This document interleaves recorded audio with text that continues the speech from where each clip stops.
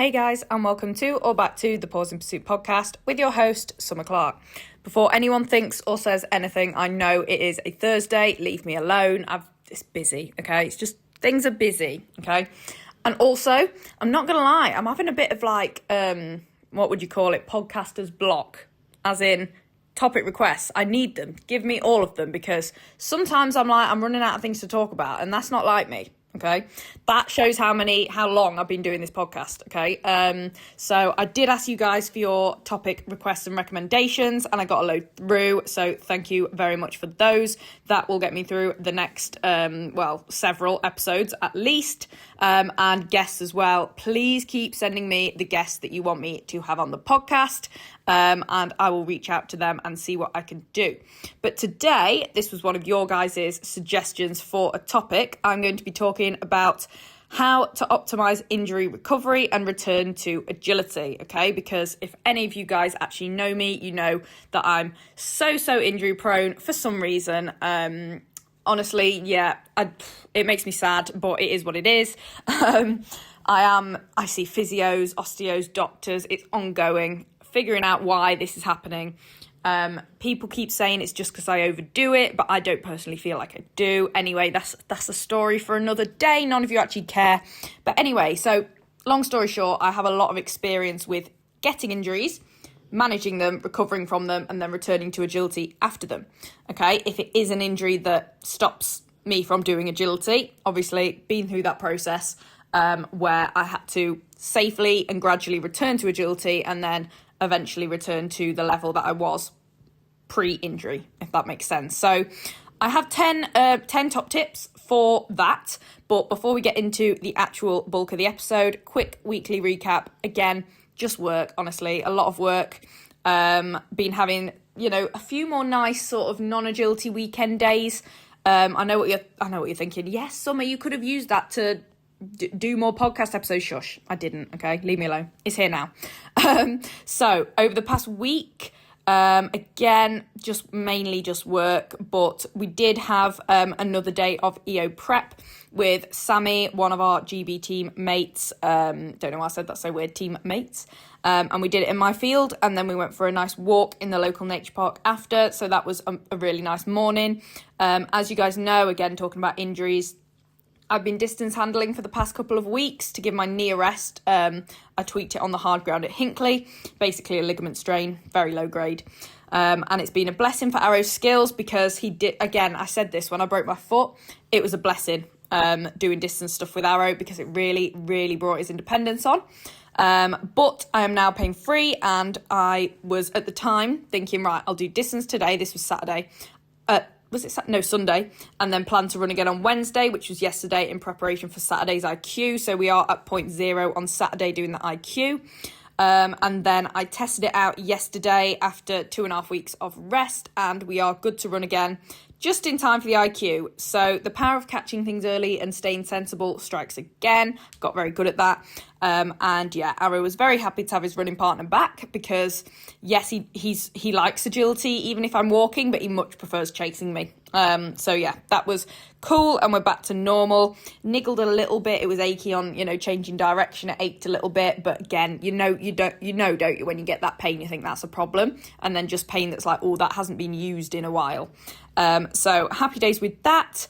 I also got my GB shirts in the post, and they fit perfectly. And yeah, it's feeling very, very real now. And I can't believe we leave for EO in less than 5 weeks. I'm just going to leave that there because that is absolutely crazy, but very exciting.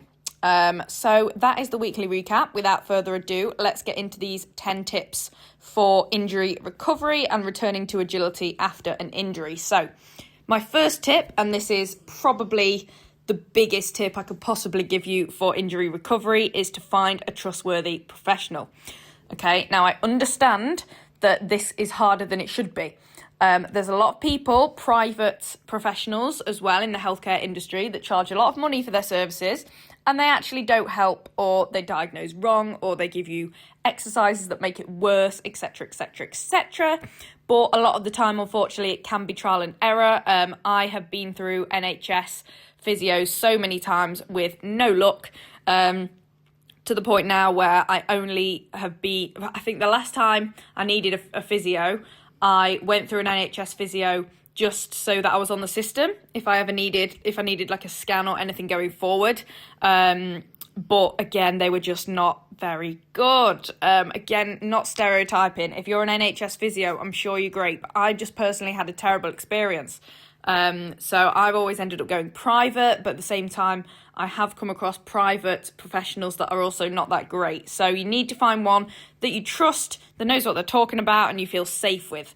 Okay, and obviously can afford, but you know, if you're going to go private, there's always going to be a cost there. But to me, it is completely worth it, especially when you're a competitor in a sport. You need to get better as fast as possible, and as sort of, not necessarily as fast as possible, I mean everyone wants that, but as optimally as possible. Like, you want to do the proper rehab so it's not going to happen again, if that makes sense. So yeah, find yourself a trustworthy professional. Ask for recommendations, you know, not only just in your area, because obviously it has to be, I suppose it doesn't have to be, but most of the time we want it to be semi-local-ish, so it's not like a 2-hour trek to and from physio. But yeah, ask people you know that live near you. And also, especially if they do sports, that's ideal because they've probably seen a physio before, friends, family, etc. The agility community, 100% ask for recommendations from the agility community. When I broke my foot, it was someone from the agility community that recommended the physio that fixed my foot. And they're only half an hour away from me, is that physio, so it's perfect. I think this person actually travelled a bit further than I had to, but it just ended up working out for me distance-wise. So ask for recommendations, look around, take your time finding one. Obviously not too long because you want to get on with it, but yeah, find that trustworthy professional and stick with them and trust the process with them, okay?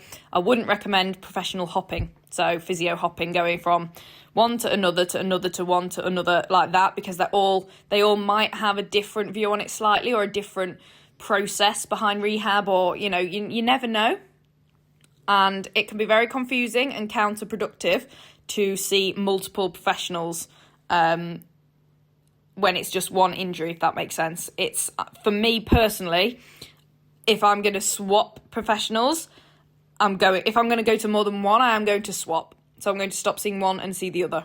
That is what I personally recommend. So find yourself one of those and stick with them for the rehab journey. Obviously, unless you do a few sessions and they don't suit, then you can obviously change over, swap, try a different one. But once you found a good one, stick with them.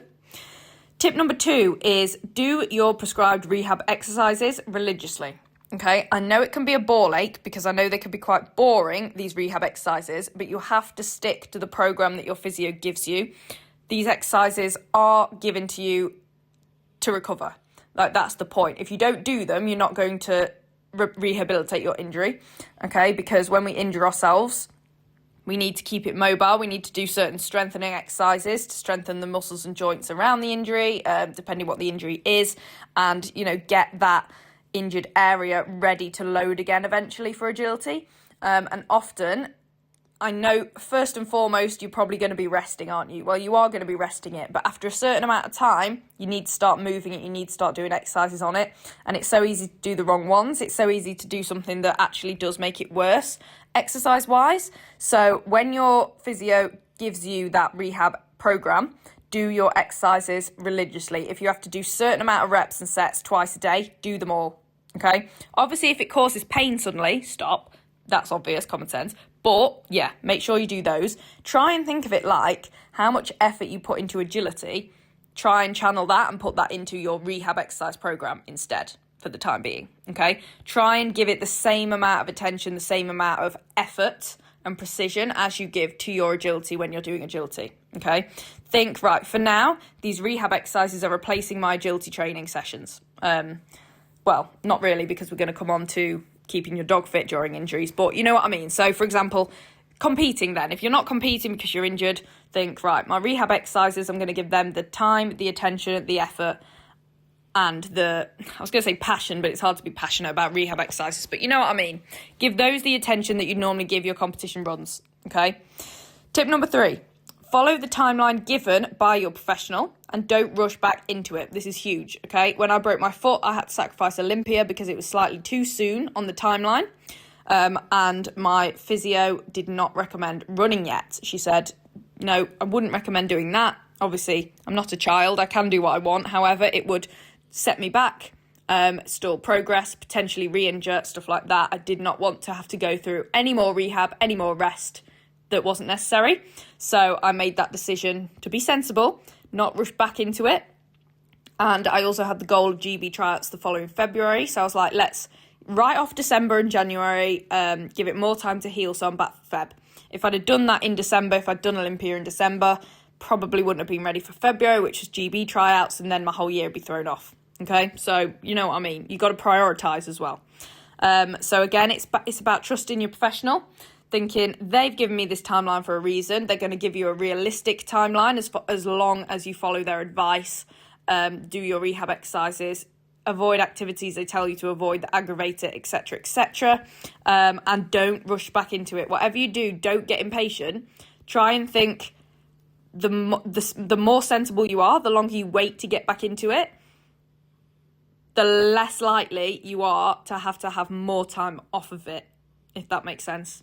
Okay, so if you do the rehab properly and do all the rest at the start of the problem of the injury, then you'll be back to it with less niggles sooner than if every couple of weeks you try go back, re-injure it, and then try and go back another couple of weeks, re-injure it. It'll never end. Okay, so whatever you do not rush back into it. Think of the long-term goal, the long-term effect, which is that you get back to agility, pain-free, niggle-free, and then you can forget about it. Okay. Tip number 4, keep your dog fit while you're not. This is a big one. And at the time, I remember when I broke my foot, I did not want to do any agility. I was so depressed about it. I was like, I don't want to do anything. Motivation's out the window, can't compete. But it's a good job I did, because I was out of agility for 4 or 5 months. And if I hadn't done any agility with Arrow for 4 or 5 months, I would have had to essentially rehab him back into agility too, at the same time as me. And that's hugely a ball ache, because that's double the work for a start and double the worry, because I'd be worried thinking, Arrow's not done agility in ages, he's likely to injure himself now, you know? So keep your dog fit, okay? Do your dog's strength and conditioning exercises. You can distance handle. And again, it depends where your injury is, okay? If, most injuries that affect agility are going to be the lower extremities generally, or your back, I suppose, aren't they? If you can't run. But what you can do, and even me with a broken foot, I got my little, little shoe thing on. Oh, what are they called? The boots people when they break their feet. I break their legs or whatever. I had the shoe version. What's it called? It's got a name. Anyway, I had one of those, which allowed me to walk pain-free, obviously taking a bit of the weight off it and stuff. But I got that on, went out and literally did distance handling with Arrow regularly. So I stood in the middle, stood still and asked him to do stuff. Then I just walked very slowly while he did stuff. And he got really bloody good at it. And it actually will do your dog more good than you think. And yes, it feels boring, because if you're anything like me, it's the running that you love. I love running. I wouldn't personally want to do agility, distance, and never running. Like, the running is, I'm fine to admit that. Like, if agility didn't involve any running, I wouldn't love it like I do. I wouldn't want to do it like I do. But you've got to remember that this is temporary, and it's keeping your dog fit, and not only physically fit for agility, so that when you're back running, it's like they never stopped. But also it keeps them mentally in agility. So it keeps them in tune with your verbals, listening to you. Again, it makes sure that they remember all their equipment, and they don't come back extremely high and wild because they've had a massive break, stuff like that. And obviously breaks are fine and good. So maybe when you first injure yourself, use that to give your dog that break that you would give them normally in a year, because all of our dogs need a few weeks or a month or even longer, depending on your dog and you, off. So maybe use the start of your injury for that, but then don't extend that. Like, don't keep that going for longer than you would have if you didn't get injured, if that makes sense. Get your dog back out there doing agility from a distance so they're physically and mentally fit for agility when you come back. Okay, that's huge. Okay, I'm really, really glad I did that, even though I didn't want to at the time. Tip number 5, do what you can and focus on the other important aspects of performance. So these aspects include nutrition, sleep, and recovery, to name a few. So you can completely control these things when you're injured, probably more so than when you're not, because you won't be as busy necessarily. So dial in on nutrition. Make sure you're eating really, really healthy. Maybe learn to cook new things that are really healthy. Meal prep. Just practice cooking, making food, discovering new recipes, stuff like that. And again, that's a skill that will really benefit you when you do get back into agility as well, because as agility athletes, we need to be eating well, we need to be, fueling properly, and eating regularly. So teach yourself how to cook certain meals, make certain foods that you can, when you get back to agility, prepare for show days and stuff like that. And just make sure, because as well, even when you're not doing agility or as physically active, when your body is repairing an injury, it needs just as much energy and fuel from food as otherwise. Okay, so nutrition's huge to repair an injury. And like I said, refining your nutrition is great anyway, as an agility handler and just as a human being, to be fair. Like, good nutrition is king. Sleep as well. Sleep and recovery kind of go hand in hand. Sleep-wise, you may be, a bit less busy, so you can get to bed earlier. Maybe you don't have to wake up as early. So utilize that. Make sure you get in a really good, solid amount of sleep. Make sure your sleep hygiene's really good. By that, I mean going to bed at the same time, waking up at the same time at each day if possible. Or every now and again, give yourself a cheeky lie-in. Make sure you're, maybe off your technology an hour before bed, maybe read before bed, anything that gets you to sleep faster, and make sure you're getting that good quality sleep. You will feel better, and it will also help to recover for your body to repair the injury. It's again, when you get back, if you get your sleep really in order while you're injured, you're actually going to feel so much better when you get back to agility. You're probably going to be able to perform better, etc., etc.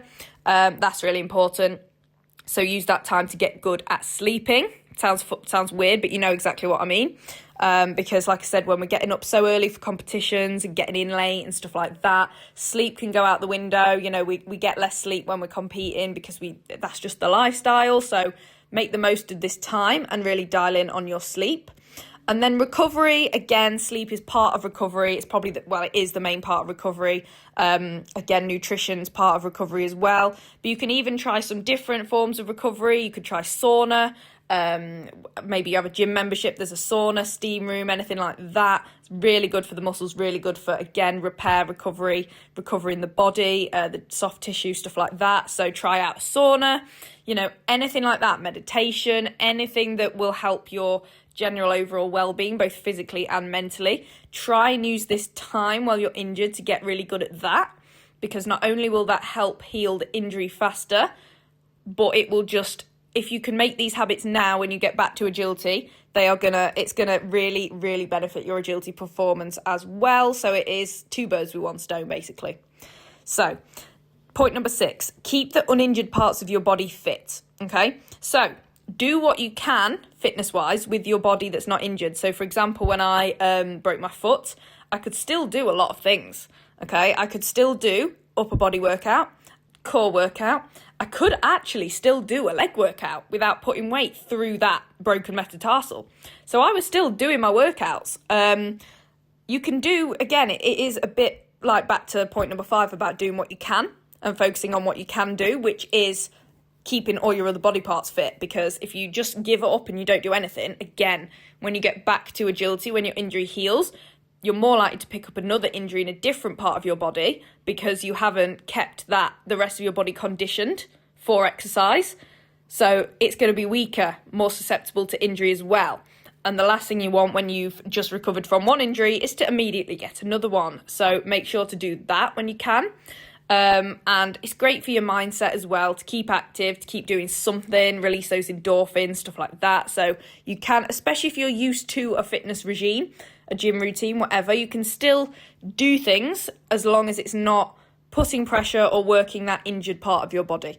Okay, so again, that's something you can talk about with your professional, so your physio or whatever. What can I safely do? And they can advise you. If you don't know what to do, as far as, obviously I knew kind of what exercises I could and couldn't do and stuff because I have a background in the gym. If you don't know, that's the person you can ask, that professional physio or whoever you're seeing or whoever you're paying. They will be able to advise what you can safely do. Okay. And like I said, it's really good when you've got an injury as well to strengthen the other areas of your body, because compensation can happen as well. When your body's compensating for one injured area, it can put pressure on other areas. So it's just good to keep flexible, keep mobile, keep strong around the injury. Couldn't recommend that enough.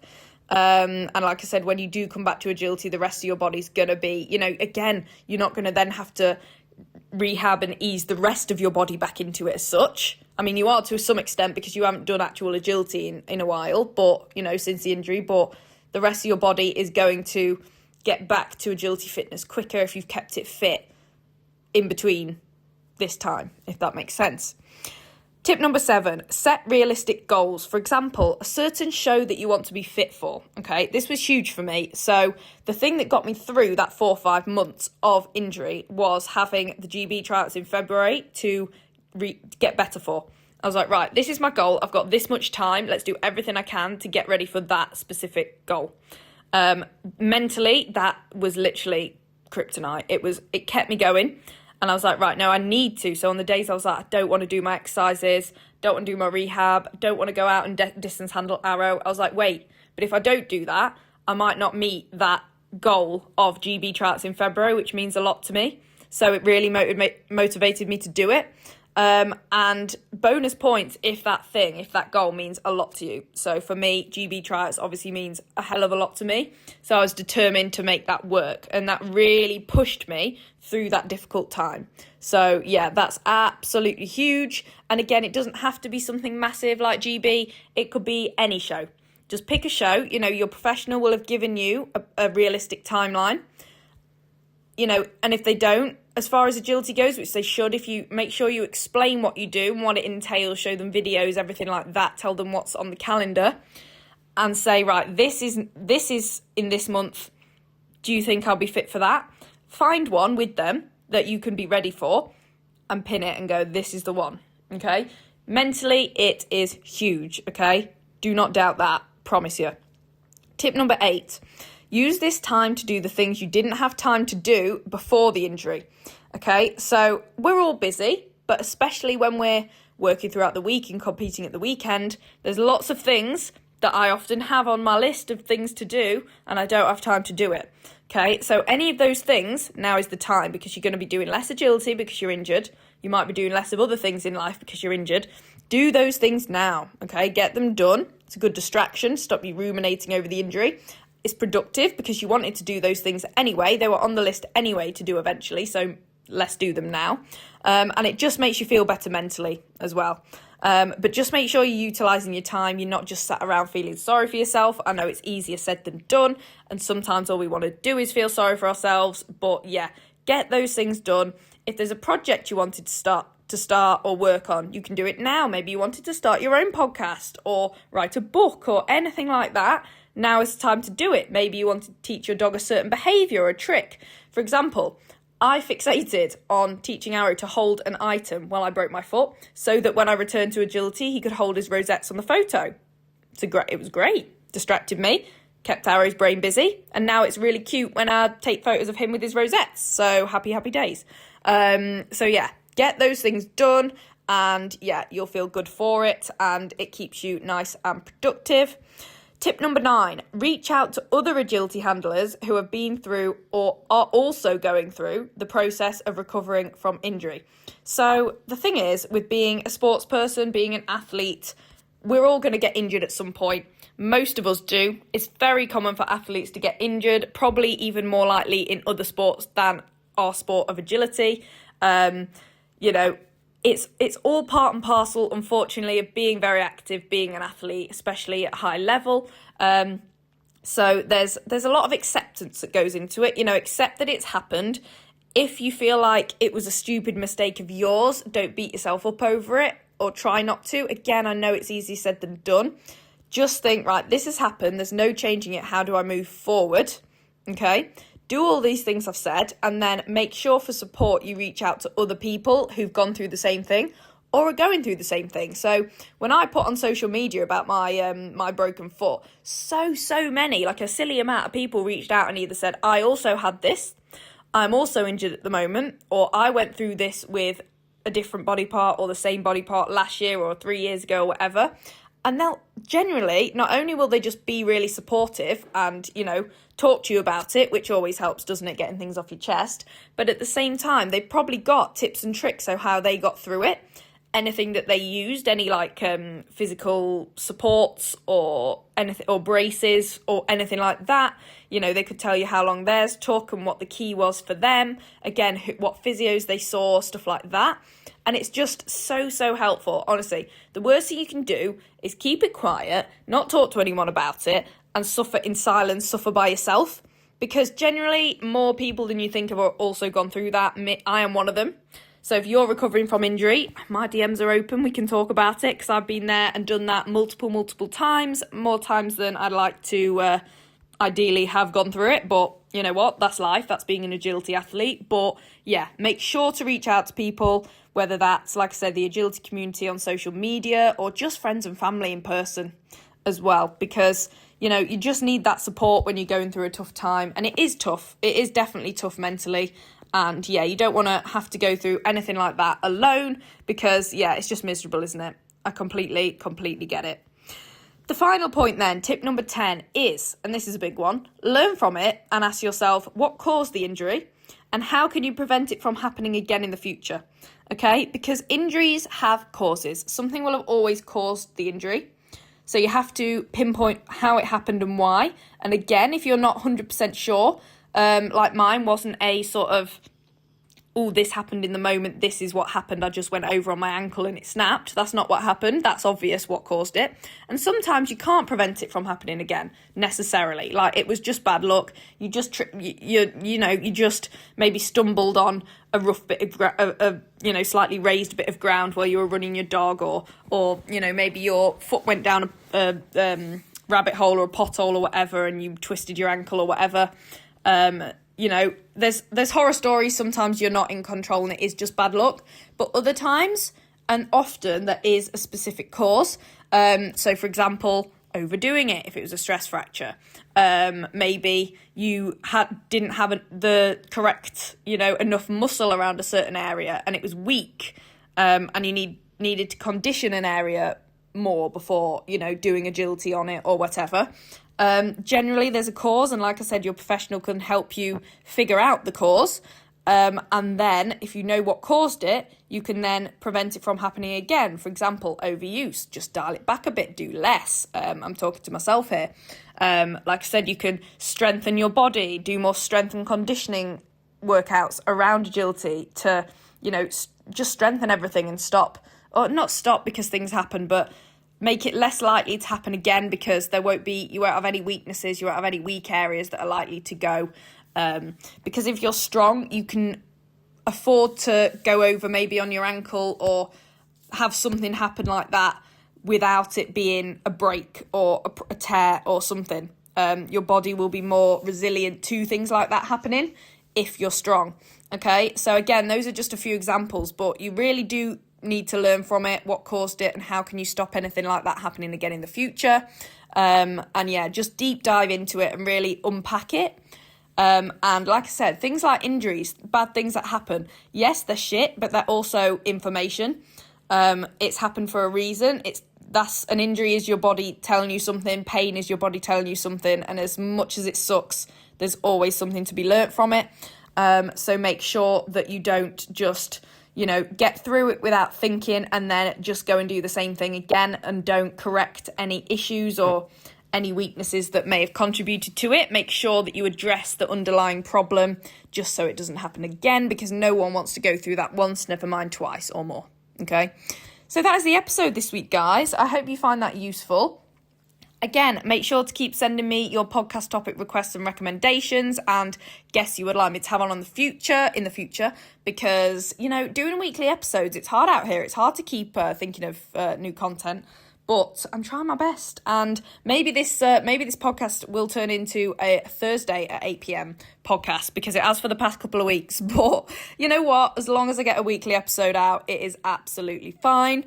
But yeah. That is it from me, guys. If you enjoyed the episode, please do leave the podcast a 5-star rating and review on Spotify and Apple Podcasts. That would mean the absolute world to me, not necessarily on both, whatever you use. Also, make sure to follow the podcast on whatever platform you use to stream your podcast so you don't miss any future episodes. I do have one very exciting guest lined up for the next few episodes, or should I say in a few episodes' time, so you don't want to miss that.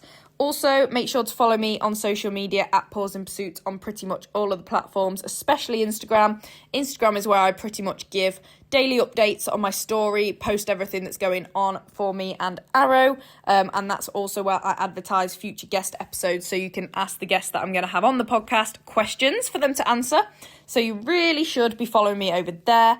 That is also where you can message me, slide into the DMs and give me those podcast topic requests and recommendations. If you have any more questions about anything I spoke about on today's episode, or any episode for that matter, if you're re-listening to episodes or listening to old or previous episodes, then again, that is where you can send me a DM. I would love to deep dive a bit more into any of the points. If you want more info, please do feel free.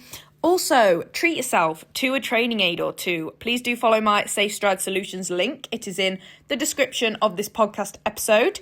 Honestly, I rave about them on every single episode, but honestly, their training aids have really done a number for me and Arrow, and also my students as well. They've been so helpful. I don't even know if that's the right saying, done a number, but you know what I mean. They've been so helpful for, like I said, mine and Arrow's training journey, and as well as I do teach agility, I have seen them transform the journeys of a lot of my students as well, whether you want a stride regulator for the A-frame, the dog walk, or you want some wing wrap, wing wrap guides, tight turn guides, slice guides, anything like that that's just going to help you eke an extra millisecond out of your dog. It all makes a difference, especially with how fast agility is getting these days, okay?